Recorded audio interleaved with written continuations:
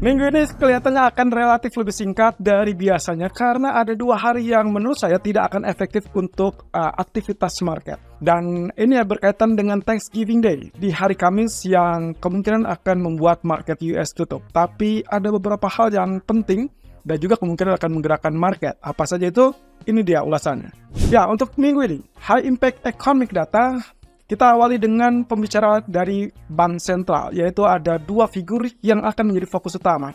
Ada Gubernur Andrew Bailey dari Bank of England. Tentunya dia adalah figur yang ditunggu-tunggu oleh para pelaku pasar kaitannya dengan pound sterling yang sampai saat ini stuck di bawah 1.2500, tapi juga tidak mau turun di bawah 1.2300. Nah, permasalahannya adalah apa yang akan dilakukan oleh Bank of England sepertinya sudah terbaca oleh market bahwa mereka tidak ada alasan untuk melakukan kenaikan tambahan suku bunga.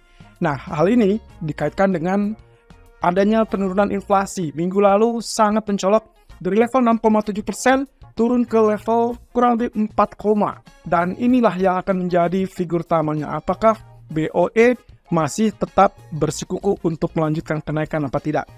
Dan jangan lupakan bahwa di antara 9 anggota MPC itu terpecah suaranya. Ada 4 orang setidaknya yang menilai kemungkinan tidak layak untuk melanjutkan kenaikan suku bunga. Tapi beberapa data ekonomi juga menunjukkan bahwa tingkat pertumbuhan ekonomi dari Inggris pun sedang bermasalah. Jadi apakah ini alasan yang tepat bahwa bisa saja market menilai bukan lagi kenaikan, melainkan akan tetap mempertahankan atau bahkan end of cycles. Ini mirip dengan apa yang dipandang oleh market terhadap Federal Reserve. Sementara di sisi kedua adalah terkait dengan apa yang akan dilakukan oleh ECB. European Central Bank juga melalui presidennya Christine Lagarde memberikan indikasi bahwa mereka masih tetap terbuka untuk kenaikan lanjutan, tapi juga kenyataannya mereka tidak punya alasan untuk melakukan hal tersebut dikaitkan dengan inflasi yang juga anjlok atau turun kurang lebih ke level 2,9%. Ini yang cukup menarik, teman-teman. Kalau kita bicara tentang inflasi, mereka menginginkan target utama adalah kembali ke 2%, baik itu Federal Reserve, kemudian Bank of England, atau bahkan ECB atau European Central Bank.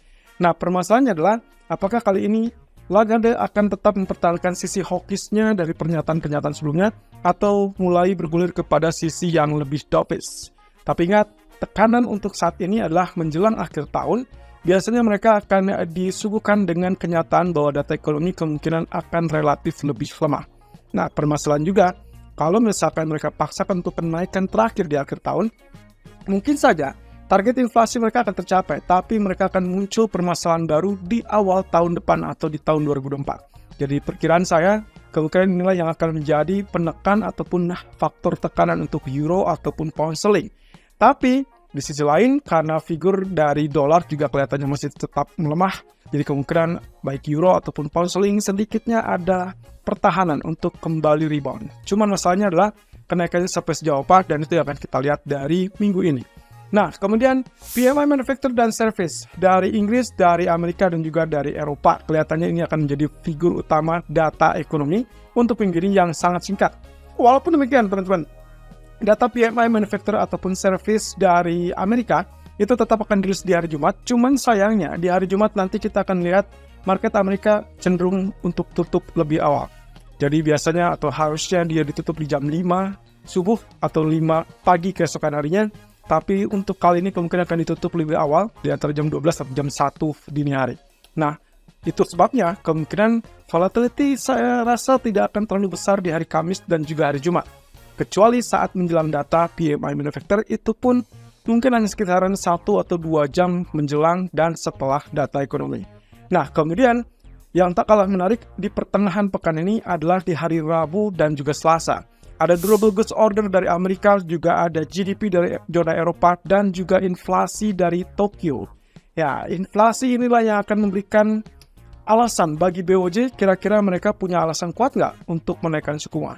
Ingat, garis besar dari apa yang disampaikan Katsuo Ueda adalah menginginkan inflasi yang tetap stagnan di atas 2% kalau memang BOJ diharuskan atau dituntut untuk menaikkan suku bunga. Tapi juga terkait dengan kenaikan upah yang harus memicu kepada tingkat permintaan yang ada di domestiknya.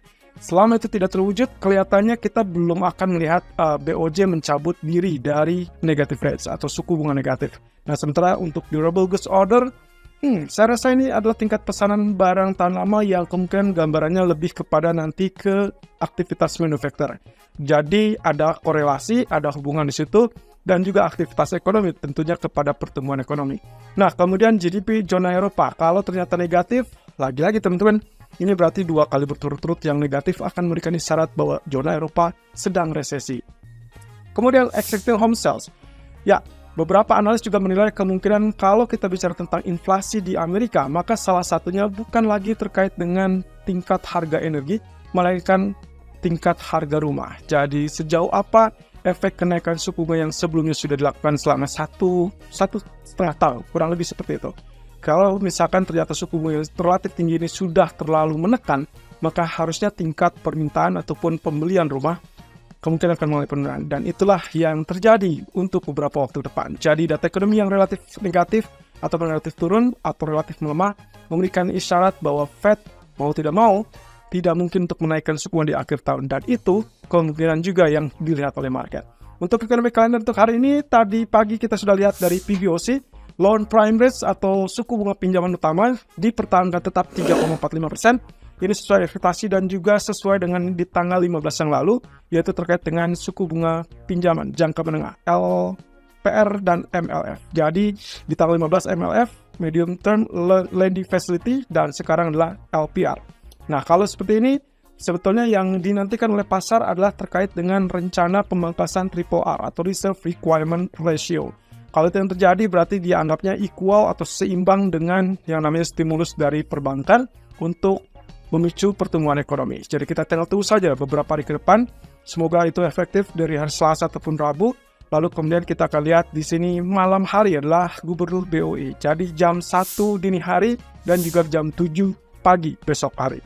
Nah, ini yang juga akan menjadi pemicu atau salah satu pemicu pergerakan pound sterling berikutnya. Nah, kabar terbaru apa yang menggerakkan market? Saya update dari CME Fed Watch Tools yang mengatakan bahwa sampai hari Sabtu kemarin per tanggal 19 menunjukkan adanya kemungkinan 100% market participant memperkirakan tidak akan ada kenaikan suku bunga. Ini cukup menarik teman-teman. Artinya, dalam beberapa waktu ke depan selama tidak ada data ekonomi ataupun pembicaraan yang lebih hawkish untuk mendorong alasan kenaikan suku bunga di bulan Desember, saya rasa ini akan menjadi pedoman kita, dan itu berarti artinya ada kemungkinan US dollar ataupun bahkan US Treasury cenderung turun. Artinya kalaupun ada rebound, itu adalah technical rebound only dan tidak berarti apa-apa, lalu kemudian siap-siap kembali turun. Dan itu berarti karena Jumat sudah mulai penurunan, ada hal yang cukup wajar kalau misalkan dia rebound sedikit di hari Senin, tapi dengan skala yang terbatas, kemudian dia perlahan turun. Dan jangan lakukan FOMC minutes di hari Rabu, kemungkinan juga diperkirakan akan relatif memberikan kisi-kisi ataupun kita sebut saja ini adalah ringkasan dari pertemuan sebelumnya. Jadi market hanya ingin mendengarkan ulang apa yang diputuskan dari pertemuan di awal bulan November. Jadi tidak akan ada perubahan suku bunga di situ, karena pengumuman suku bunga baru akan di bulan Desember. Hati-hati, garis bawahi FOMC minutes. It's not FOMC meeting. FOMC meeting berikutnya 13 Desember. Nah, sekarang kita bicara tentang crude oil yang ternyata sempat turun ke level 71 atau 72, tapi kemudian hari ini rebound. Lebih tepatnya sejak hari Jumat mengalami rebound. Jumat malam rebound ke level 76, sekarang pun berada di level 76, bermain di kisaran 75, 76, 75, 76. Kira-kira apa yang akan terjadi? Kalau Anda ingat di 2 hari terakhir, Kamis dan Jumat, saya memberikan outlook dari gambaran daily yang kecenderungannya masih ada potensi untuk turun sampai level 60-an, kurang lebih 66 atau 68. Dan itulah yang diperkirakan sebagai zona demand paling besar, paling kuat yang diperkirakan bisa terjadi. Itu pun dengan catatan kalau terjadi perumusan 70. Masalahnya sebelum terjadi 70, ternyata dia rebound ke level 76. Apakah ini berarti saatnya kita buy atau tunggu dulu? Kalau menurut saya pribadi, saya lebih prefer untuk tunggu dulu. Walaupun di sini dikatakan bahwa OPEC ada kemungkinan akan kembali memangkas, bahkan kali ini pemangkasannya mungkin akan lebih dalam alias ditambahkan. Nah, inilah yang memicu kenapa rebound di hari Jumat dan termasuk hari ini ke level 76. Tapi perkiraan saya, kalaupun secara teknis kita anggap elite wave di grafik daily, maka ini adalah momentum untuk wave keempat. Artinya pantulan sangat memungkinkan untuk sampai 78 ataupun 80. Setelah itu tidak akan ada kenaikan tambahan, dia akan collapse terlebih dulu, lalu turun di level 70 ataupun 72 atau bahkan 68. Setelah itu barulah dia demand yang mendorong, dan juga kalau memang dikaitkan dengan OPEC ini, maka kemungkinan sangat besar potensinya untuk rebound saat OPEC memutuskan untuk memperdalam pemangkasan produksi tersebut. Dan itu akan terjadi tanggal 26 November. Artinya masih ada minggu depan, dan ya saya rasa di akhir pekan ini ya pemicunya. Semoga saja kalau misalkan itu yang terjadi, masih ada kesempatan untuk ada retest setidaknya ke level 70 atau bahkan level 72, barulah nanti akan dia rebound. Nah, kaitannya dengan apa yang dituju oleh OPEC, mereka mengatakan bahwa secara fundamental kondisi dari pasar minyak masih cukup bagus, masih cukup kuat. Tingkat permintaan yang cukup kuat, bahkan itu diproyeksikan juga oleh IEA, Badan Energi Internasional, yang juga merilis proyeksi untuk permintaan di tahun 2024. Kemudian alasan berikutnya adalah kaitannya dengan kemungkinan adanya potensi dari, ya kita sebut saja dengan apa yang direncanakan oleh OPEC. Mereka masih tetap mempertahankan pemangkasan produksi dan kaitannya dengan geopolitik. Walaupun saya tidak suka dengan geopolitik, tapi itu memang harus menjadi rambu-rambu juga. Nah, sementara alasan Amerika sangat yakin bahwa Arab Saudi ataupun negara-negara Arab lainnya tidak akan mempersenjatai diri dengan alasan harga minyak yang terlalu rendah. Walaupun kita tahu, produsen pastinya sangat ditentukan dengan harga yang relatif tinggi. Berbeda dengan kondisi sekarang yang agak sulit kelihatannya untuk tembus level 80. Oke, dengan demikian potensi dari minggu ini kelihatannya kita masih tetap dalam weak dollar dan juga pelemahan dari US Treasury yield, dan itu berarti harusnya sangat positif untuk pasar saham, juga komoditi emas. Tapi masalahnya adalah koreksi tentunya harap dimaklum, dan itu sangat wajar, dan kemungkinan itulah yang akan terjadi pada pasar saham. Tapi diharapkan terbatas, karena kemungkinan mereka profit taking menjelang libur Thanksgiving. Kita akan ketemu sore hari di live streaming.